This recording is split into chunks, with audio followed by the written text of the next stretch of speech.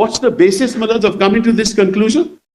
These electoral bonds are meant for a political party to be in power in perpetuity, because the amount of money through these means, which quote unquote are legitimate, will empower that party through capital to influence everything. This is the most unconstitutional, undemocratic, unfair scheme that destroys the very basic structure of our constitution. Free and fair elections is the basic structure of our constitution. This scheme is neither free nor is it fair. It's not free because the industrialists cannot say no. It is not fair because in that process, the political party in power gets the maximum capital, and the capital it wants, not for elections, for other purposes. That's very dangerous. Incentivizing, and I'm come to the other main argument. Incentivizing, I won't take more than a few minutes, Malad. I don't want to trouble your lordships. Incentivizing the use of banking channels. Of course, you will get this legitimate money through banking channels. In fact, that's the perfectly rational way of enriching yourself. Perfectly rational way.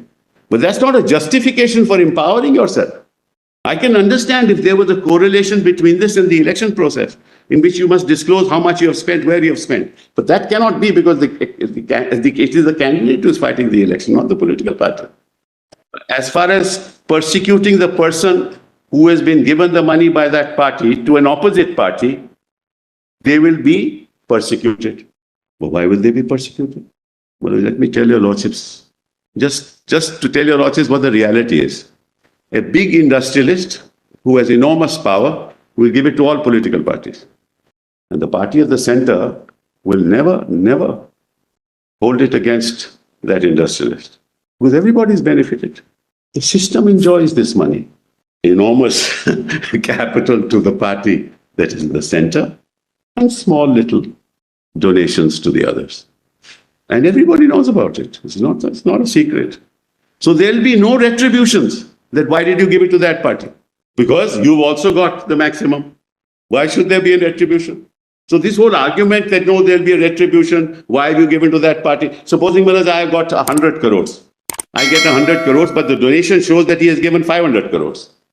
I know that 100 crores come to me, 400 crores have gone somewhere else. And if, Maharaj, for the 100 crores, the quid pro quo is 4, 5, 6 instances, then out of 400 crores, why should the retribution be more than just 4, 5, 6 instances? The same logic will apply. Same logic will apply. So why are you protecting those, Malaj? And the most serious part, Malaj, which I said earlier, that I will never be able to go to a court of law. What you're doing is giving a protection to corrupt transactions by not putting that information in the public domain, because I will never know. So, Malaj, how do I move forward? Where do I go? I can't file an FIR because I don't know. I'll be subject to defamation. I can't go to court. I have, under 156(3), I'll have to go to, I'll have to give some data. I don't have the data. So what court order are we talking about? Don't shield the process of corruption itself by allowing this to go on. If you want to deal with corruption, the first thing to do is to quash this scheme. This is the surest way for political perpetuity. This is nothing to do with electoral bonds, if you ask me. It is donation to a political party to use the funds as they like. Having said that, just 5 more minutes. Then, Maharaj, the respondents argue that EBS is a matter of financial economic policy. It certainly is not. It deals with elections, nothing to do with financial policy. In fact, the EBS and amendments on which it is based changes the very ground rules of the electoral process. The very ground rules, which negates any presumption of constitutionality and on the contrary requires heightened judicial scrutiny. That's the answer to that question of financial and economic policy. Economic policy in the bearer bonds issue because that way you can bring black money into the economic system and pay tax on it. This has nothing to do with it. 2, he said, they argue that making the identity of donors an extension of secret ballot, the right to vote and donating of funds are distinct. The right to vote is secret ballot. Donation of funds cannot ever be secret. 3, he says, there is no uneven playing field. I will demonstrate it to yourself that the entire field is uneven. 4, they say the respondent has distinguished ADR and PUCL on the ground that the information sought for in those cases already existed and just needed to be disclosed. In this case, the only reason the information about the identity of donors is unknown in the present case is the structural design of the system. You have structured the scheme in such a way that it's unknown. So, I really don't want to say anything more. All I can say is, what is the public interest that is being served here? I don't understand what the public interest is. Public interest not to know, not to disclose. And who are you protecting? For what purpose are you protecting these people? You are actually protecting yourself because you know who has donated. It is self-protection, self-preservation, self-perpetuity. How can the public interest in protecting the identity of donors outweigh the public interest in the public's right to know, to be free from corruption? So politics, as I said, it's impossible for us to get rid of free money, black money. No country in the world has got rid of it. Let's be clear on it. All your lordships can do is to tell the government, this is not the way forward. You want to deal with it in a way that is transparent, that gives us the confidence that it is not for you, it is for the larger public interest. I buy shares in a company. It may be listed, it may not be listed. Well, just one caveat, Mr. Sibal, which is that we are not here on the challenge to the legality of a law providing for corporate donations per se. Yes. That wider issue is not before us. I agree. But for the reason that's what Justice Chagla flagged, Chief Justice Chagla flagged even in 1958. He said there should be no corporate donation, but we are not really dealing with that. So I'm not on that. Really into that area at all, because 293 anyway allowed. Well, I'm not on that. So, I'm on a wider on what you said in the latter part of your formulation, without the consultation and the approval of the shareholders. That's the point. Yes. That's the point. That's why I said. Otherwise, the broader philosophical perspective that allowing corporate donations is really permitting some form of quid pro quo. No, I'm not on that because my learned friend has argued that broad area here, because in that sense, the moment we accepted 293, our society legitimized corporate quid pro quo. But there is an element of quid pro quo the moment you have corporate exactly. There's no doubt about it. That's why a large public limited company who makes a donation doesn't give it for charity. Exactly. Or for that's why I said capital and influence are Siamese twins. So we shouldn't really in that. I'm not going there, I'm not.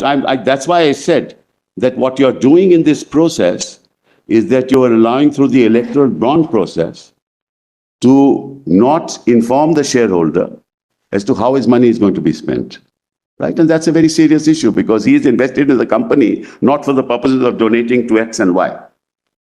That's the third concept. The fourth is even more important. This is nothing to do with electoral bonds, if you ask me. It is donation to a political party to use the funds as they like. The nomenclature suggests electoral bonds means this is for the purposes of the election. There is nothing in the scheme. Which connects the donation made to the participation in the electoral process. Nothing. It is a means for political parties to be enriched. Why do I say that? I make a donation of 10 crores to a political party through an electoral bond. The political party opens a current account and 10 crores goes into that account.